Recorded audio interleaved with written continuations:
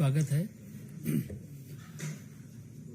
यशस्वी प्रधानमंत्री नरेंद्र मोदी जी के नेतृत्व में हमारी सरकार के 9 वर्ष पूरे होने के अवसर पर नियमित रूप से आप देख रहे हैं कि हमारे मंत्रीगण आते हैं और अपनी सरकार के कामकाज का ब्यौरा आप लोगों के साथ साझा करते हैं।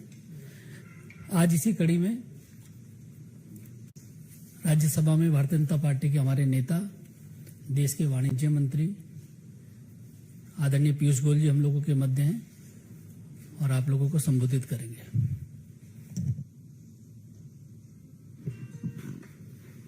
बहुत बहुत धन्यवाद माननीय अनिल बलूनी जी, संजय जी। मित्रों, सबसे पहले तो मैं आप सबको शुभकामनाएं देना चाहूंगा। आज रथ यात्रा निकली है। भगवान जगन्नाथ का आशीर्वाद आप सब पर, आपके परिवार पे, पूरे देशवासियों पे, हम सब पर रहे, अच्छे स्वास्थ्य और समृद्धि के लिए, ऐसा मैं भगवान से प्रार्थना करता हूं। माननीय प्रधानमंत्री नरेंद्र मोदी जी के नेतृत्व में 5 प्रण लेके पूरा देश अब निकल पड़ा है। एक विकसित देश 2047 तक बने, जिसमें हम सब कर्तव्य भावना से जुड़े, भारत के ऐतिहासिक धरोहर को संभालते हुए, जो गुलामी की मानसिकता है उसको नष्ट करते हुए देश की एकता और अखंडता को और मजबूत बनाकर, हमारा विश्वास है कि आज की जो नींव लगी है भारत में हर दृष्टिकोण से, सामाजिक, आर्थिक, विश्व में जो आज भारत का स्थान है, इन सब दृष्टिकोण को देखते हुए पूरी सरकार प्रधानमंत्री मोदी जी के नेतृत्व में एकजुट होके एक whole of the government approach लेके मिल के एक दूसरे के साथ समन्वय बैठाते हुए हम भारत को आज की $3.5 ट्रिलियन इकोनॉमी, यानी 250 लाख करोड़ रुपए की इकोनॉमी को अगले 25 वर्ष में 2,500 लाख करोड़, $35 ट्रिलियन की इकोनॉमी बनाने के काम को आगे बढ़ा रहे हैं। 9 वर्ष सेवा, सुशासन और गरीब कल्याण ने इस देश की क्षमता को, जो वर्षों से पूरी तरीके से सामने नहीं आ रही थी, अपने देशवासियों की क्षमता को हमने उभरते हुए देखा है। जो वंचित समाज था, जो वर्षों से पीड़ित था, हमारे गरीब भाई बहन, हमारे किसान, महिलाएं, इन सबका सशक्तिकरण अलग अलग कार्यों से माननीय प्रधानमंत्री जी के नेतृत्व में हमने गत वर्षों में देखा है।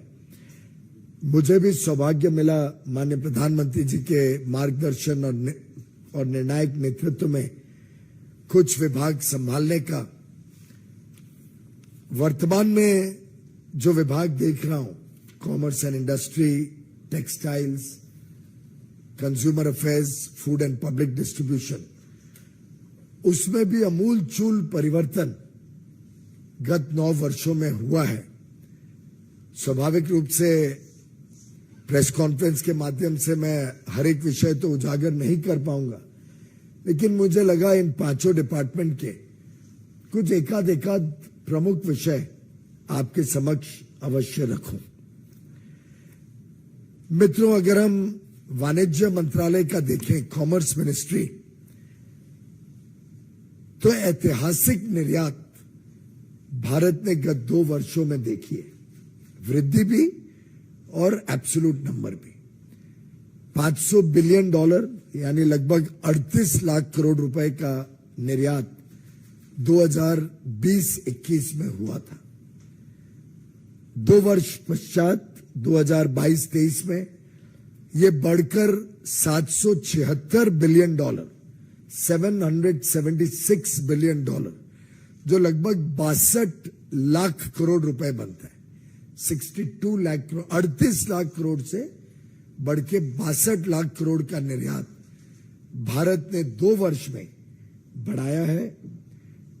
चुनौतियां बहुत है, विश्व के सामने समस्याएं हैं, विश्व की बड़ी बड़ी ताकतें, विकसित देश डिप्रेशन और रिसेशन में जा रहे हैं, महंगाई की समस्या बड़े बड़े देशों को परेशान करे हुए है।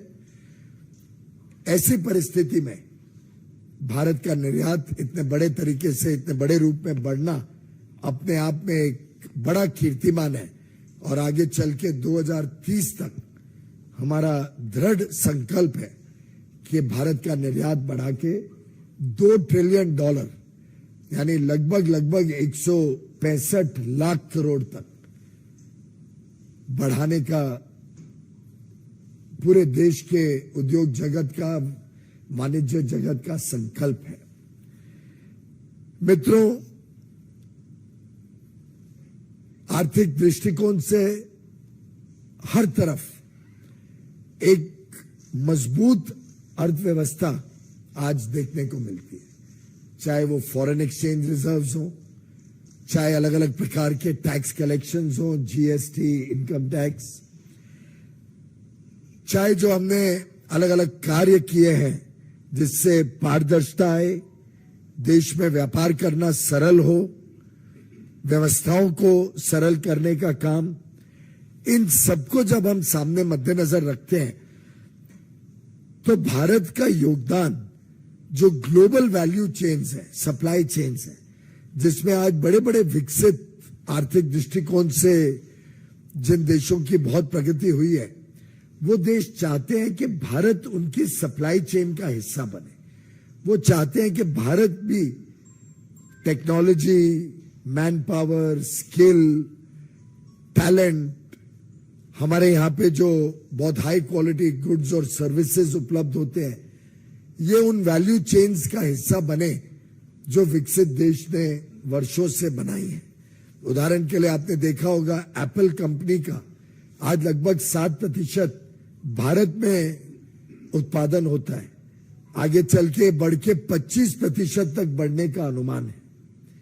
और इसी प्रकार से कई बड़ी बड़ी फॉर्च्यून 500 कंपनीज, विश्व स्तरीय कंपनीज भारत में आना चाहती हैं, भारत में मैन्युफैक्चर करना चाहती हैं, या भारत में सर्विस सेक्टर में अपना प्रभाव बढ़ाना चाहती हैं, अपने R&D सेंटर्स खोलना चाहती हैं, जिसके लिए वाणिज्य और उद्योग मंत्रालय पूरी तरीके से उनको सपोर्ट करता है, उनकी हैंड होल्डिंग करता है, उनके साथ कंधे से कंधा मिलकर उनको आमंत्रण भी देता है और उनके काम को सरल बनाने के लिए इन्वेस्ट इंडिया, हमारी एक इन्वेस्टमेंट प्रमोशन बॉडी, जिसके साथ अब हम ट्रेड प्रमोशन जोड़कर इसको trade and investment promotion body बनाने जा रहे हैं।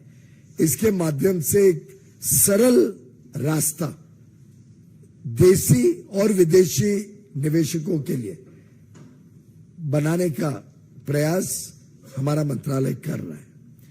आप सभी जानते हैं कि पिछले वर्ष 2 फ्री ट्रेड एग्रीमेंट विकसित देशों के साथ, ऑस्ट्रेलिया और यूएई, जिसमें दुबई, अबू धाबी वगैरह सब आते हैं, इन दोनों के साथ पिछले वर्ष संपन्न हुआ और लागू किया गया। उसका लाभ निश्चित तौर पर हमारे निर्यातकों को मिला है, आगे और बड़े रूप में मिलेगा। इसके अलावा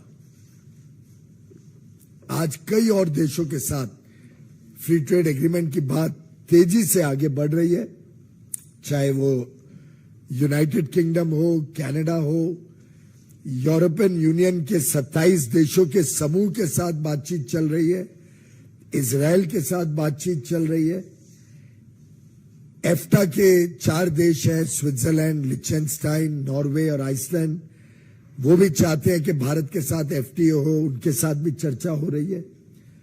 इसके अलावा गल्फ कोऑपरेशन काउंसिल के जो 6 देश हैं, जिसमें यूएई के साथ तो हमने कर लिया है, अब बाकी देश भी चाहते हैं कि हम पूरा एक जीसीसी के साथ फ्री ट्रेड एग्रीमेंट करें।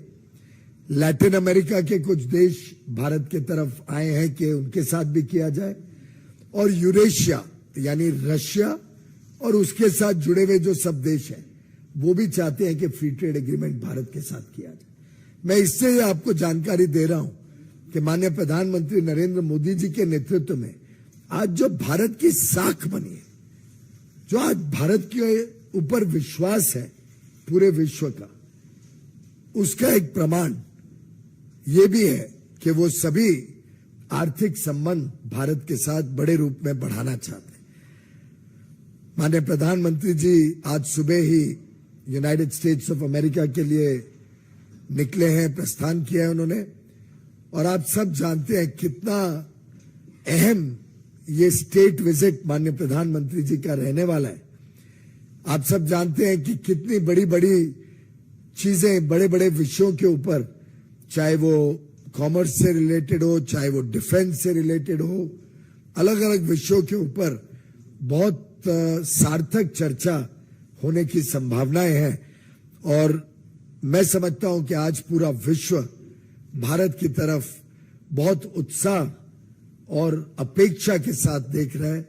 140 करोड़ भारतवासियों की ताकत आज पूरे विश्व में लोगों को भारत की तरफ आकर्षित कर रही है। ईज ऑफ डूइंग बिजनेस के लिए हमने एक नेशनल सिंगल विंडो सिस्टम खोली है, जिसमें अलग अलग जो central approval, state approvals, local approvals हैं, उसको जोड़ने का प्रयास तेज गति से चल रहा है। 1 लाख से अधिक अप्रूवल्स इस नेशनल सिंगल विंडो सिस्टम के तहत हम दे चुके हैं। और कई ऐसे कानून थे जिसमें व्यापार करने में कठिनाइयां आती थी, छोटे छोटे विषयों के ऊपर लोगों को जेल जाने की संभावना बन जाती थी। ऐसे कानूनों को सरल करना, कंप्लायंस बर्डन या तो हटाना या बहुत सरल करना। जन विश्वास बिल पार्लियामेंट के सामने है, स्टैंडिंग कमेटी की रिपोर्ट भी आ गई है अभी। जन विश्वास बिल के तहत हम समझते हैं कि लगभग 40 ऐसे कानून हैं जिसके 140 से अधिक प्रावधान जिसमें जेल की सजा हो सकती थी, उसमें भी डिक्रिमिनलाइज किया जा रहा है। एक प्रकार से एक मैसेज दिया जा रहा है भारत के उद्योग को, भारत के व्यापार जगत को, कि भारत की सरकार, हर भारतवासी उद्योग और व्यापार को और प्रोत्साहन देना चाहते हैं, उस पर विश्वास करते हैं, और उद्योग जो चलाता है, जो व्यापार करता है, उनके प्रति हमारा विश्वास अटूट है। और हम उस विश्वास के तहत उनको आमंत्रण करना चाहते हैं कि वो और निवेश करें, नए नौकरी और रोजगार और काम के साधन भारत में और बढ़े। इसी कड़ी में स्टार्टअप इंडिया भी बहुत अहम भूमिका निभा रही है। आज 100 से अधिक यूनिकॉर्न और 1 लाख के लगभग स्टार्टअप्स इस देश को गौरवान्वित करते हैं, और विश्व की तीसरी सबसे बड़ी स्टार्टअप इकोसिस्टम आज भारत में है। प्रोडक्शन लिंक्ड इंसेंटिव स्कीम्स एक बहुत ही स्वागतीय कदम रहा, जिसका विश्व भर में बड़ी प्रसिद्धि हुई है। इसके तहत लगभग 14 बड़े इंपॉर्टेंट सेक्टर्स को लगभग 2 लाख करोड़, 1,97,000 करोड़ रुपीस का बेनिफिट, लाभ मिलने वाला है, जो लोग इन 14 सेक्टर्स में नया निवेश करेंगे और भारत में उत्पादन बढ़ाएंगे। ऐसे ही मेरे मित्र अश्विनी वैष्णव जी के डिपार्टमेंट ने एक production linked incentive scheme semiconductor industry को भारत में प्रमोट करने के लिए लाई है। तो कुल मिला के दोनों अगर देखें तो 2.25 लाख करोड़ रुपए भारत सरकार पूरी तरीके से देश में निवेश और नई नौकरी और काम के अवसर उत्पादन करने के लिए दे रही है। इसी के साथ साथ 4 इंडस्ट्रियल नोड्स बन रहे हैं, अलग अलग जो इंडस्ट्रियल कॉरिडोर्स भारत में बन रहे हैं उसके तहत और भी अधिक इंडस्ट्रियल नोड्स, इंडस्ट्रियल पार्क्स आगे चल के डेवलप करने की योजना काफी एडवांस स्टेज पर है। एक प्रकार से भारत के उत्पादन शक्ति, निर्यात और भारत को आत्मनिर्भर बनाने के लिए इस प्रकार से बहुत सारे कार्य बहुत तेज गति से प्रगति कर रहे हैं।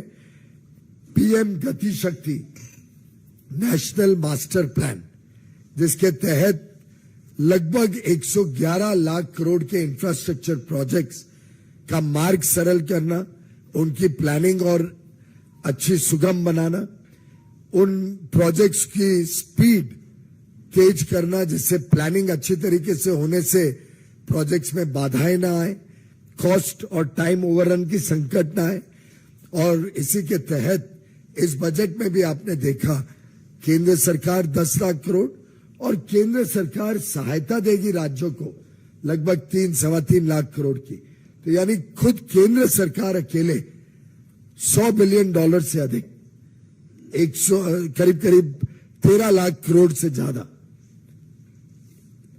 कैपेक्स इन्वेस्टमेंट्स इंफ्रास्ट्रक्चर पर करने जा रही है, जिसको पीएम गति शक्ति के माध्यम से हम मॉडर्न क्वालिटी का इंफ्रास्ट्रक्चर बने, उस पर सही तरीके से निगरानी रखी जाए, लोगों को जवाबदेही बनाया जाए और ये सब प्रोजेक्ट्स और इसके साथ साथ ईज ऑफ डूइंग बिजनेस के लिए लॉजिस्टिक्स को सरल करना, ये कार्य भी इंडस्ट्री डिपार्टमेंट केंद्र का बहुत तेज गति से कर रहा है। पीएम गति शक्ति के माध्यम से लगभग 156 इंफ्रा गैप्स के प्रोजेक्ट्स, यानी प्रोजेक्ट तो लग गया, जैसे हाईवे बन गया मुंबई से पुणे, लेकिन जेएनपीटी पोर्ट को कनेक्ट करने वाला रोड वर्षों तक नहीं बना था। इस प्रकार के जहां जहां इंफ्रास्ट्रक्चर गैप्स किधर रुके हुए हैं, किसकी सोच नहीं हुई है, ऐसे 156 प्रोजेक्ट्स, जेएनपीटी का तो पहले हो गया था, पर ऐसे 156 और प्रोजेक्ट सामने आए पीएम गति शक्ति के माध्यम से, जिसपे अभी तेजी से काम चल रहा है। मित्रों, एक नेशनल लॉजिस्टिक्स पॉलिसी, जो लॉजिस्टिक्स एक प्रकार से लाइफलाइन है इकोनॉमी और बिजनेस के लिए, रीढ़ की हड्डी का काम करती है, क्योंकि अच्छे लॉजिस्टिक्स हो तो सामान देश में भी और विदेश में भी जो भेजना है उस सबको कम खर्चे पे हम पहुंचा सके। इसके लिए भी बहुत सारे कदम और सरलता लाने के लिए बहुत सारे टेक्नोलॉजिकल उपयोग करने का फैसला किया गया है, जिससे सीमलेस लास्ट माइल कनेक्टिविटी के साथ साथ लॉजिस्टिक्स को भी हम सस्ता, सरल और सुगम बनाने जा रहे हैं। आईपीआर का एक क्षेत्र है पेटेंट्स, कॉपीराइट्स, ट्रेडमार्क्स, डिजाइन्स, जिसमें बहुत अहम काम हुआ है। 2014-15 में इस देश में करीब 42,000 पेटेंट्स फाइल हुए थे और सिर्फ 6,000 पेटेंट्स ग्रांट हुए थे। मुझे आपको बताते हुए खुशी है कि पिछले वर्ष 2022-23 में ये 42,000 का नंबर डबल होके 83,000 हो गया, 83,000 पेटेंट्स फाइल हुए। और जहां तक ग्रांट का सवाल है, जब हम नए आए थे तो यूपीए के समय कहां 6,000 पेटेंट्स ग्रांट होते थे सालाना, पिछले वर्ष 34,000 करोड़ पेटेंट्स ग्रांट हुए। तो आप देख सकते हैं 6 गुना वृद्धि मात्र 9 वर्षों में।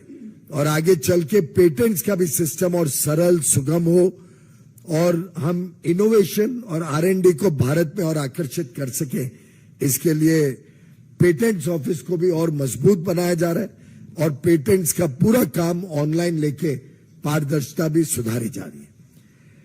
मित्रों, एक open network for digital commerce के माध्यम से जो हमारे छोटे दुकानदार हैं, स्मॉल रिटेलर्स, इनको नया बाजार मिले, ई कॉमर्स के माध्यम से वो भी देश और विदेश में अपना सामान पहुंचा सके। और जो बड़े बड़े कंपनियां ई कॉमर्स करती हैं, उनके सामने, उनके प्रभाव में, जैसे विदेश में कई देशों में हुआ है, वैसे भारत के छोटे दुकानदार तकलीफ में ना आए, बंद ना होना पड़े, उसके लिए open network for digital commerce हमने इंट्रोड्यूस किया है। बहुत तेज गति से उसका विकास चल रहा है। पीछे मैं आंकड़े देख रहा था, करीब 30,000 ऑर्डर्स एक ही दिन में उन्होंने फुलफिल किए। 40,000 मोबिलिटी की ट्रांजैक्शंस उसके साथ साथ उसी दिन उन्होंने मीट किया, तो यानी 70,000 ट्रांजैक्शन ऑलरेडी ओएनडीसी पे। आज तो अभी वो बीटा स्टेज ऑफ टेस्टिंग पे, आज से ही इस लेवल पे पहुंच गया। ये संख्या बढ़ के लाखों में जाएगी और देश में हर छोटे दुकानदार को जोड़ने का काम, और जो उपभोक्ता है, जो कंज्यूमर है, उसको और ज्यादा चॉइस मिले और जो सप्लायर है उसको और बड़ी मार्केट मिले, ये काम ओएनडीसी आगे करने जा रही है। ये एक छोटी झलक है, वैसे मेरे पास इतने सारे कामों की सूची है कि जो समय बलूनी जी ने मुझे अलाउ किया है उसमें मैं शायद सब कुछ कवर ना कर पाऊं, लेकिन टेक्सटाइल क्षेत्र में भी 7 PM Mitra park, mega textile infrastructure parks देश में लागू होने जा रहे हैं। तमिलनाडु, तेलंगाना, कर्नाटक, महाराष्ट्र, गुजरात, मध्य प्रदेश और उत्तर प्रदेश में लगभग 4,500 करोड़ की लागत रहेगी उसके ऊपर केंद्र सरकार से। इसके अलावा टेक्सटाइल क्षेत्र में 2 प्रमुख ग्रुप्स बनाए गए, कॉटन का टेक्सटाइल एडवाइजरी ग्रुप और एक मैनमेड टेक्सटाइल का, जो पूरे इन दोनों सेक्टर्स में कैसे वृद्धि करना, डोमेस्टिक प्रोडक्शन और निर्यात में, इस पे एंड टू एंड सोल्यूशन, जो माननीय प्रधानमंत्री जी 5F कहते हैं, farm to fibre, fibre to factory, factory to fashion और फैशन टू फॉरेन। ये 5F माननीय प्रधानमंत्री जी के मार्गदर्शन में जो एक नए सोच का हमें सुझाव मिला है, उसको आगे बढ़ाते हुए ये दोनों ग्रुप्स पूरी तरीके से काम कर रहे हैं, जिसमें और लाखों और शायद करोड़ों लोगों को टेक्सटाइल के क्षेत्र में और ज्यादा अवसर खुले। इसमें फ्री ट्रेड एग्रीमेंट्स का भी बहुत बड़ा सहयोग रहेगा, क्योंकि जितने देशों में हम फ्री ट्रेड एग्रीमेंट करेंगे वहां वस्त्र, टेक्सटाइल्स के अलग अलग प्रोडक्ट्स पे काफी ड्यूटी है। कुछ देशों में 18% है, कुछ में 12 है।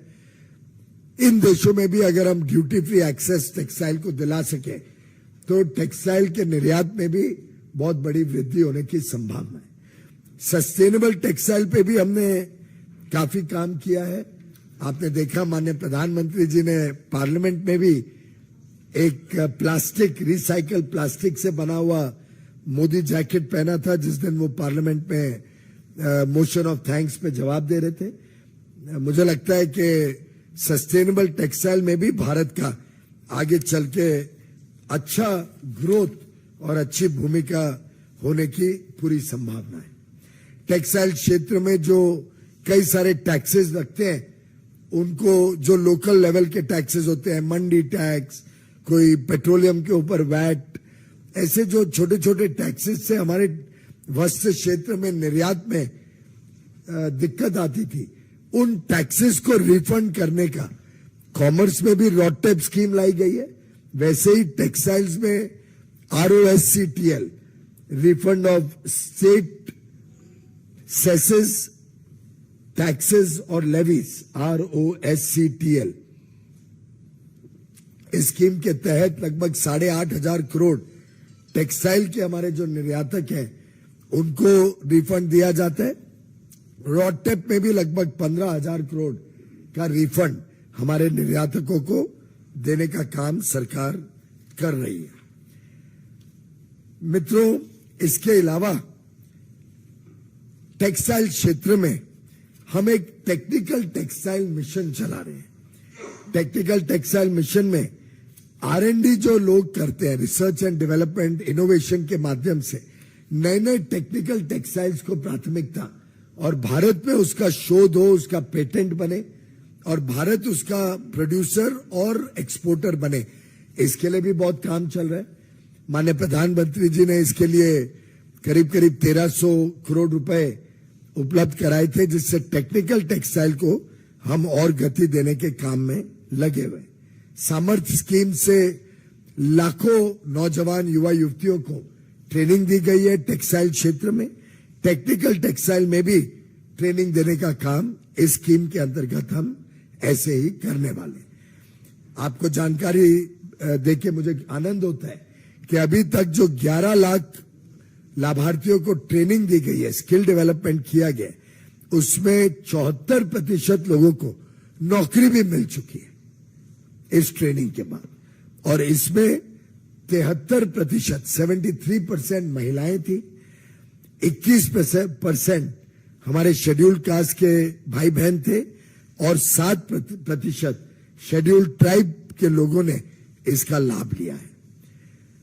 कोविड के समय जब कॉटन की कीमतें बहुत घट गई थी, तब माननीय प्रधानमंत्री जी ने 18,000 करोड़ सेंट्रल गवर्नमेंट से सब्सिडी के माध्यम से हमारे मंत्रालय को दिए, जिसके कारण हम लगभग 70-80 हजार करोड़ का कापूस कॉटन खरीद पाए एमएसपी पे, और कोई भी किसान को जिससे कॉटन बनाया था उसको नुकसान नहीं होने दिया, और उसको सही दाम एमएसपी के दाम पे कॉटन खरीदा गया, और जो मार्केट प्राइस और उसके बीच में अंतर था वो पूरी तरीके से केंद्र सरकार ने अपने ऊपर उसका भुगतान करने की जिम्मेदारी केंद्र सरकार ने अपने ऊपर ले ली।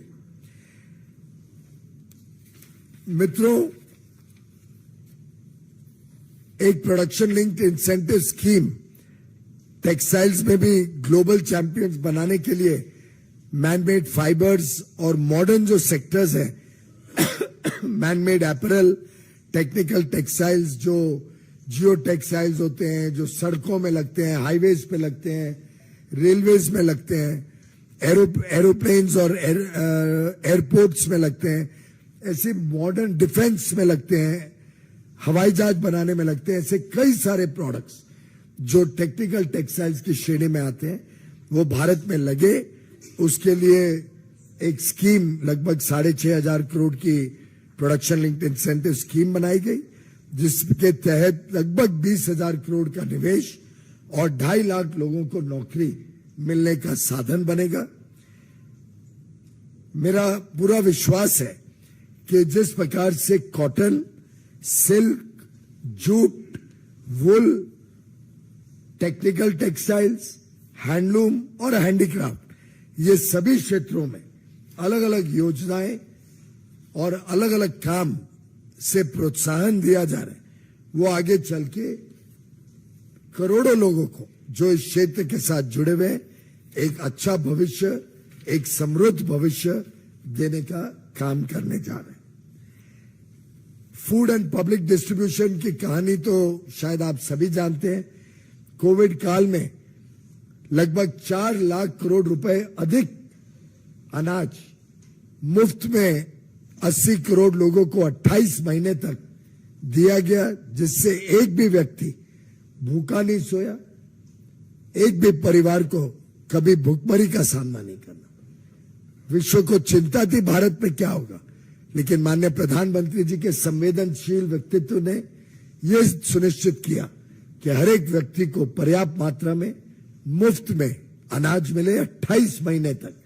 जो नॉर्मल 5 किलो मिलता था या 35 किलो अंत्योदय अन्न योजना के तहत परिवार को मिलता था, बाकी लोगों को 5 किलो प्रति व्यक्ति मिलता था, उसमें 5 किलो और मुफ्त में जोड़ के एक ऐतिहासिक कदम उठाया, जिसपे 4 लाख करोड़ रुपए केंद्र सरकार ने खर्चा किया।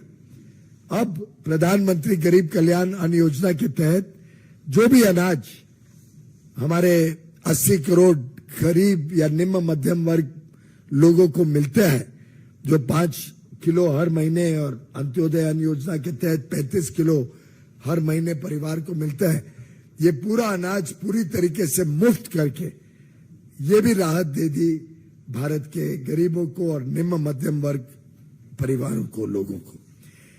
ये सब अनाज एफसीआई और food and public distribution department लाखों करोड़ रुपए की लागत पे हमारे किसानों से खरीदता है, एमएसपी पे खरीदता है। और आप जानते ही हैं कि जो अनाज, चावल का पैडी या गेहूं भारत सरकार खरीदती है, वो 13-14 के निस्बत आज बड़े पैमाने पे बढ़ी है, एमएसपी भी बढ़ी है, गेहूं की खरीद भी दुगनी हो गई है, पैडी की खरीद तो लगभग 2.5 गुना बढ़ गई है। इतना ज्यादा पैसा किसानों के हाथ में आज सीधा पहुंच रहा है, टेक्नोलॉजी के माध्यम से उनके खाते में पहुंच रहा है।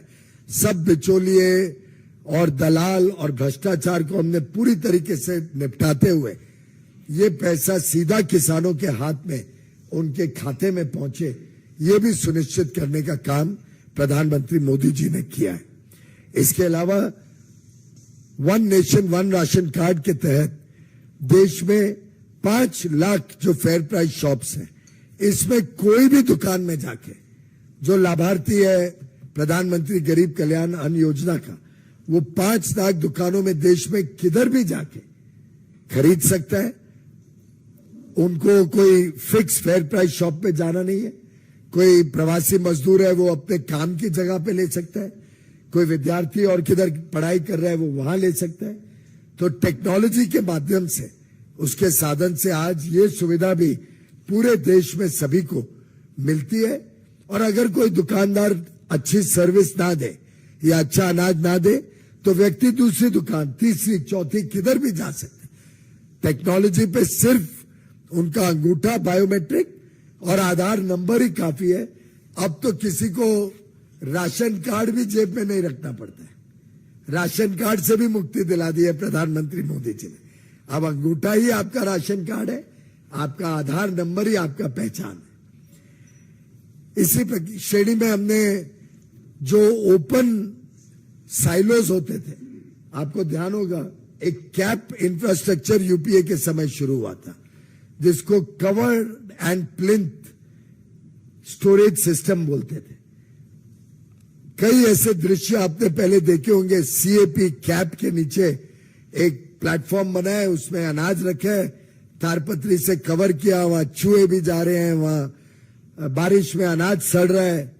ये सब प्रधानमंत्री मोदी जी की सरकार ने खत्म किया।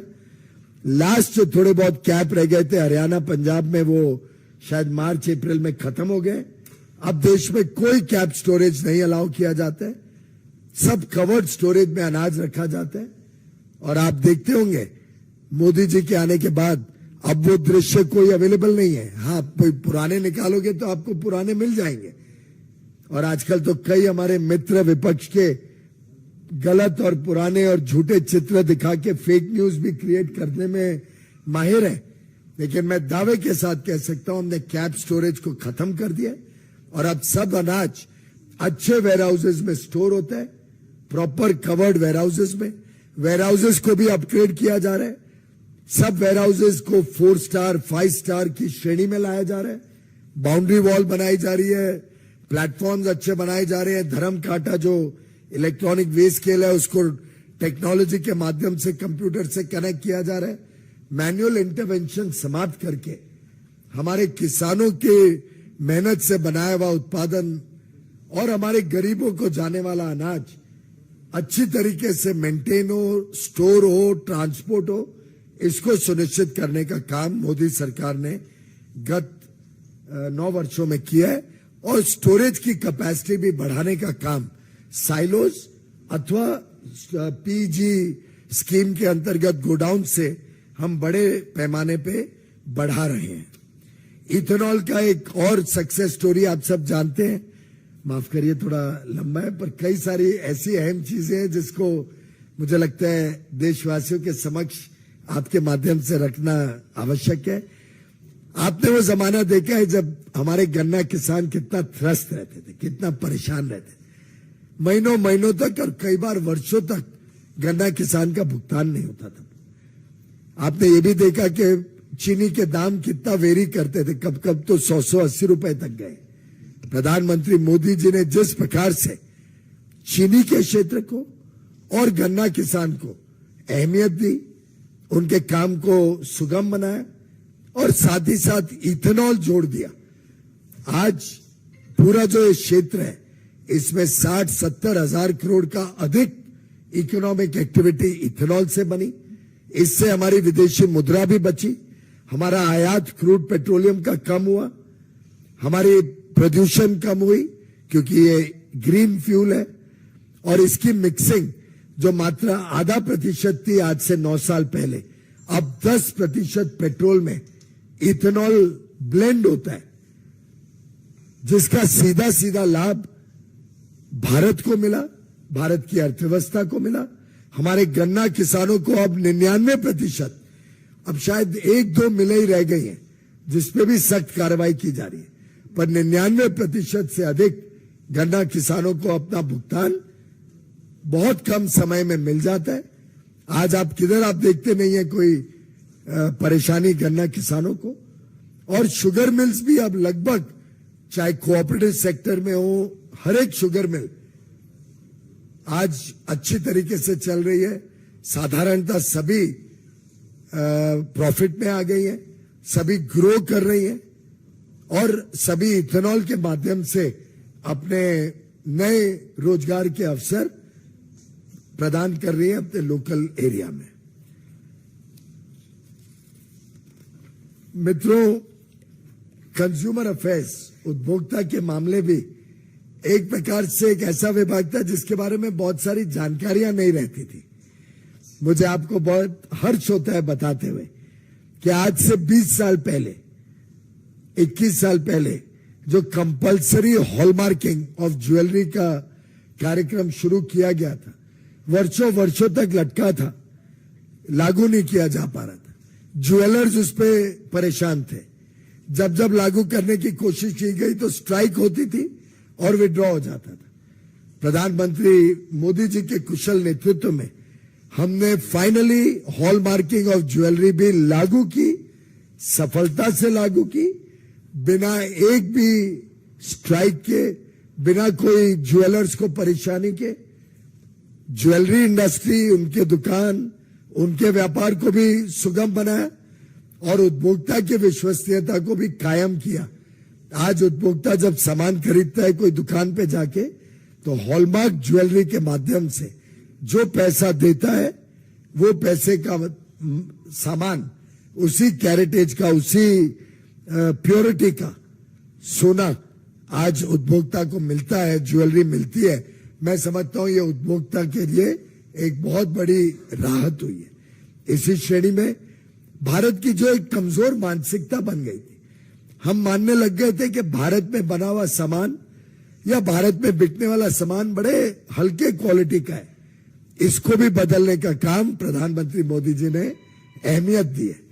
एक जमाना था, और मैंने कई बार आपके समक्ष, जो लोग मेरे बीट कवर करते हैं उनके सामने उदाहरण दिया है।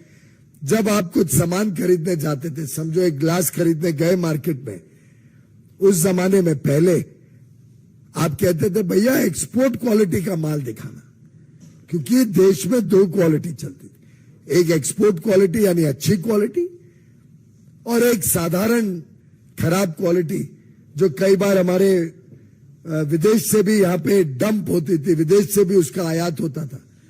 और खराब क्वालिटी के माल के वजह से वो लंबा भी नहीं चलता था, टिकाऊ भी नहीं था और नुकसान करता था हमारे उपभोक्ताओं का। कई बार सेफ भी नहीं था। आपने खिलौनों का एग्जाम्पल देखा, हमने जब खिलौनों को टेस्ट किया तो पता चला 2/3 खिलौने अनसेफ थे, बहुत पुअर क्वालिटी के थे, गुणवत्ता नहीं थी उनमें। तो बड़े कड़े अच्छे नियम, क्वालिटी कंट्रोल ऑर्डर्स के माध्यम से देश में अच्छी क्वालिटी का माल बने और अच्छी क्वालिटी का माल बिके, इसको प्राथमिकता दी गई। हाल में ही लेदर फुटवेयर और बाकी फुटवेयर के लोगों ने भी मेरे साथ बड़े विस्तार से चर्चा की। वैसे तो हम 2.5 साल पहले से उनके साथ चर्चा कर रहे हैं, कुछ गलत फहमियां थी उनमें, उस सबको निकालते हुए मुझे प्रसन्नता हो रही है बताते हुए इंडस्ट्री के पूरे सहयोग और उनको साथ लेके अब लेदर और बाकी फुटवेयर पे भी क्वालिटी कंट्रोल ऑर्डर 1 जुलाई से लागू हो जाएगा, जिससे जो सामान उपभोक्ता को बिकता है वो अच्छी क्वालिटी का सामान बिकेगा। और हमारे उपभोक्ता, और वास्तव में देखो तो सबसे बड़ा वर्ग देश का कौन सा है? उपभोक्ता है। हर एक व्यक्ति, 140 करोड़ उपभोक्ता है।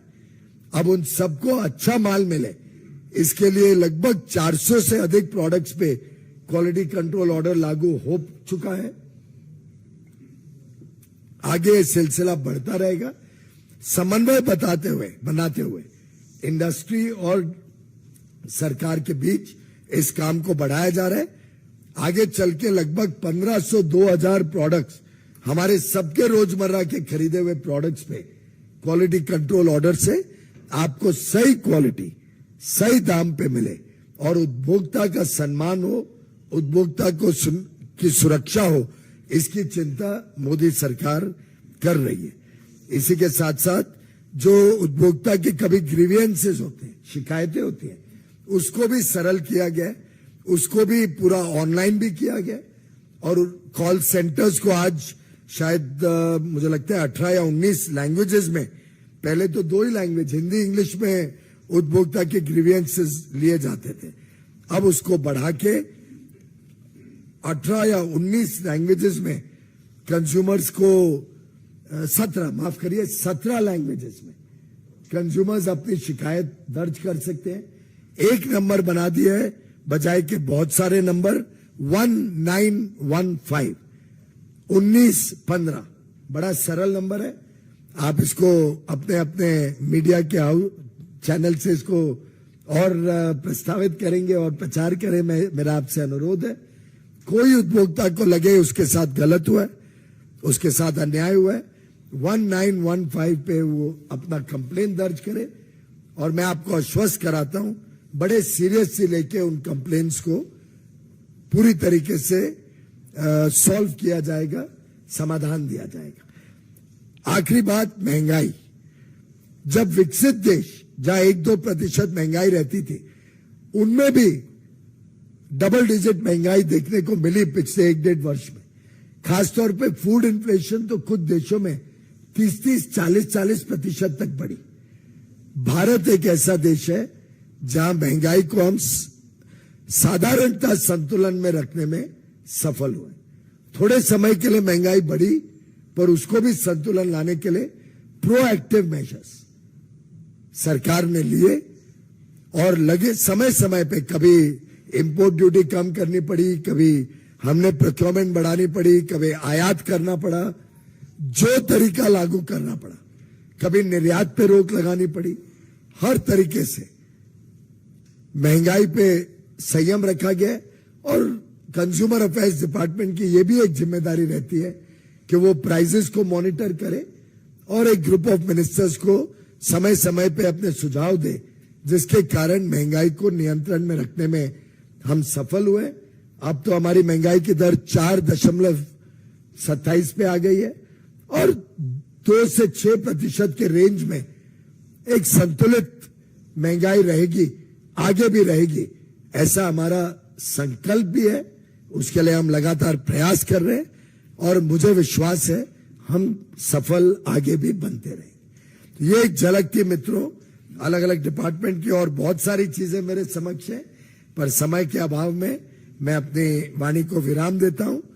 हमें सबको खुशी है कि प्रधानमंत्री नरेंद्र मोदी जी के नेतृत्व में एक निर्णायक और एक प्रोएक्टिव गवर्नमेंट जो समस्या का समाधान पहले करती है, समस्या आने के पहले करती है, जो लोगों की आशाएं अपेक्षाएं को पूरा करने के लिए पूरी तरीके से संकल्पित है, ऐसी सरकार जो विश्व पटल पर अपने देश को एक विश्व गुरु के रूप में आज पेश कर रही है और पूरा विश्व भारत की तरफ बहुत आस लगाए बैठा है कि भारत विश्व की अर्थव्यवस्था को गति भी देगा और विश्व को नए मार्ग पे बढ़ने के लिए नए रास्ते, नए समाधान बनाएगा। ऐसे अमृत काल में हमने प्रवेश किया है और कर्तव्य भावना से सभी मंत्रालय, सभी अधिकारी, सभी सरकारी व्यवस्थाएं और मेरा मानना है 140 करोड़ भारतवासी अब निकल पड़े हैं भारत को एक विकसित और समृद्ध देश बनाने के लिए। बहुत बहुत धन्यवाद।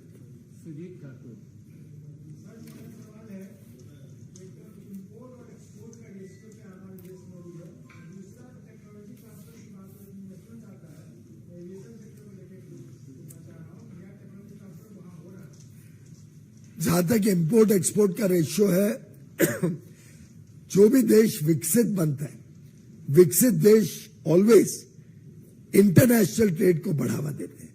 एक फिलॉसफी है कि हर एक देश हर एक चीज नहीं कर सकते। कुछ चीजों में भारत की प्राथमिकता रहेगी, हमारी काबिलियत ज्यादा रहेगी, जिसमें हम फिर विदेश में बेच के निर्यात बढ़ा पाएंगे। कई ऐसे वस्तु हैं जहां आयात करने की भी आवश्यकता पड़ती है, जहां दूसरे देश में अच्छी क्वालिटी का माल या जिनके पास ज्यादा टेक्नोलॉजी। मैं उदाहरण लूं तो आज आपने एरोप्लेन की बात जिक्र की। आज के समय हमारे पास एरोप्लेन नहीं है तो हम उसका आयात करते हैं, पर साथ ही साथ ये भी खुशखबरी है कि एयरबस ने वडोदरा में अब प्लांट लगाने का निर्णय किया।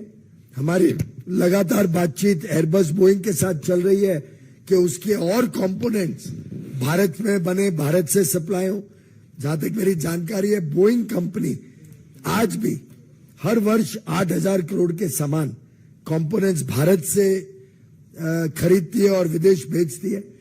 पर आगे चल के जिस प्रकार से तेज गति से एरोस्पेस में भारत की प्रगति हो रही है, मुझे लगता है कि आगे आने वाले दिनों में टेक्नोलॉजी ट्रांसफर पहले स्टेज पे कंपोनेंट्स का और आगे चल के असेंबली भी भारत में हो हवाई जहाज का, इसके लिए हम प्रयत्न भी कर रहे हैं और आगे चल के आप इसके भी खुशखबरी सुनेंगे। संजय शर्मा इंडियन। मेरा सवाल है बेटा, भारत और चीन के बीच पहले व्यापार घाटा काफी होता था, अब वो कितना कम होकर के आया? पहला। दूसरा सवाल ये सर, कंज्यूमर आपके से जुड़ा हुआ है। कर्नाटक सरकार क्यों आपके खिलाफ आरोप लगा रही है और दिल्ली में सर राशन कार्ड नहीं बना? जहां तक पहली बात है चाइना के संबंध में, हम वर्ल्ड ट्रेड ऑर्गेनाइजेशन के रूल्स के तहत इंपोर्ट और एक्सपोर्ट दोनों खोले हुए हैं। हम सब जानते हैं कि चाइना का जो सिलसिला है इंपोर्ट का, ये वास्तव में 2004 तक कोई बहुत बड़ा गंभीर भी नहीं था, ज्यादा भी नहीं था। 2004 में जब प्रधानमंत्री वाजपेयी जी की सरकार का आखिरी वर्ष था, तब तक जो इंपोर्ट होता था और एक्सपोर्ट होता था चाइना में, उसमें ट्रेड डेफिसिट शायद $1.5 बिलियन या कितना था, छोटा सा था। वो 33 गुना, आप सब गौर करें, 33 गुना बढ़ा जो 10 साल यूपीए की सरकार रही,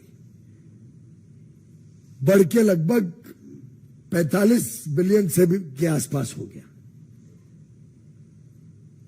और हमें मालूम नहीं वो कौन सा एमओयू साइन किया था कांग्रेस के नेताओं ने, किस कांग्रेस पार्टी के नेता ने क्या वहां पे मंजूरी दे दी, क्या मार्केट एक्सेस पूरे छूट देने की कर दी, जिसके कारण भारत के स्वयं का उद्योग उन 10 वर्षों में एक के बाद एक मरता गया और हम विदेश और चाइना के ऊपर निर्भर होते रहे। गत 9 वर्षों में हमने कई सारे ऐसे प्रोडक्ट्स हैं जिसपे भारत में उत्पादन बढ़े और हमारी विदेश से डिपेंडेंसी कम हो, इसके लिए प्रयत्न किया। पीएलआई भी उसी दिशा में एक कदम है। क्वालिटी कंट्रोल ऑर्डर से जो है सस्ता और कई बार बड़ा सबस्टैंडर्ड सामान विदेश से आता है, उसको भी हम रोकने में सफल होंगे और हमारे उपभोक्ताओं को उनका अधिकार मिलेगा, अच्छा सामान मिलेगा। तो ये कई सारे स्टेप्स लिए जा रहे हैं, पर ये समय लगता है। जब तक निवेश आए या फैक्ट्री लगे और हम आत्मनिर्भर हों, तब तक भारत की अर्थव्यवस्था तो ग्रो कर ही रही है। We are the fastest growing large economy in the world. और इस तेज गति से जब इकोनॉमी बढ़ती है तो डिमांड ऑफ गुड्स और सर्विसेज भी बढ़ते हैं, और वो डिमांड फिर जहां से भी आती है वर्ल्ड ट्रेड रूल्स के तहत हम उस सबको आने देते हैं। तो आज के दिन स्वाभाविक तौर से इंपोर्ट चाइना से बढ़ा है, लेकिन इसके ऊपर सरकार भी निगरानी रखे हुए देखने के लिए कि सामान अच्छी क्वालिटी का है और जो देश की आवश्यकता है उसको पूरे करने का सामान है। आपने कर्नाटक का प्रश्न पूछा। आज देश के पास कुछ रिजर्व्स रहते हैं चावल के, पैडी से हम जो चावल बनाते हैं मिलिंग करके।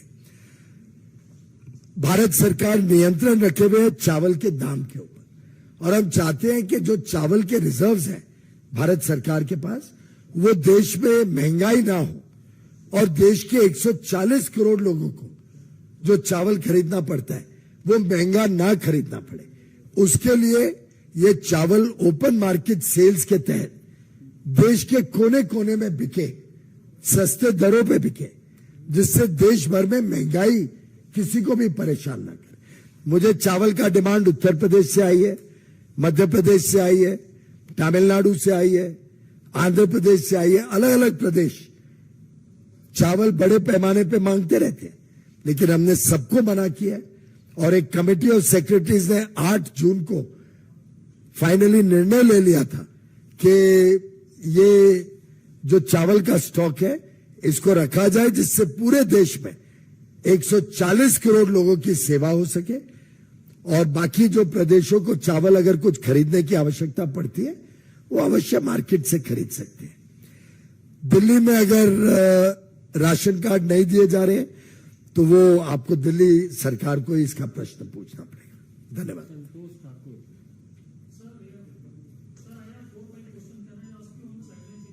ठीक। अखिलेश शर्मा सर, आपने टेक्सटाइल की बात भी की, आपने फुटवेयर की बात भी की, क्वालिटी पर खासकर सरकार का ध्यान है, लेकिन एक जो प्रश्न रहता है वो है साइज को लेकर, क्योंकि यूके यूएस के साइज हम लोग को मिलती, हम लोग उस पर स्टैंडर्ड तब करेंगे कि हमको इंडियन साइज मिले, उसके लिए भी कपल के लिए। मुझे लगता है आपको बताते हुए और मेरे पास बहुत सारी चीजें थी, पर अब आप प्रश्न के माध्यम से मुझे खुशखबरी बताने का मौका दे रहे हैं। माननीय प्रधानमंत्री नरेंद्र मोदी जी को इस बात की चिंता थी कि भारत का अपना साइज क्यों नहीं है, अपने भारत के स्टैंडर्ड्स क्यों नहीं है। तो कई वर्ष पहले उन्होंने फुटवेयर पे भी और कपड़ों पे भी भारत अपने जो बॉडी शेप है, अपने लोगों की जो एक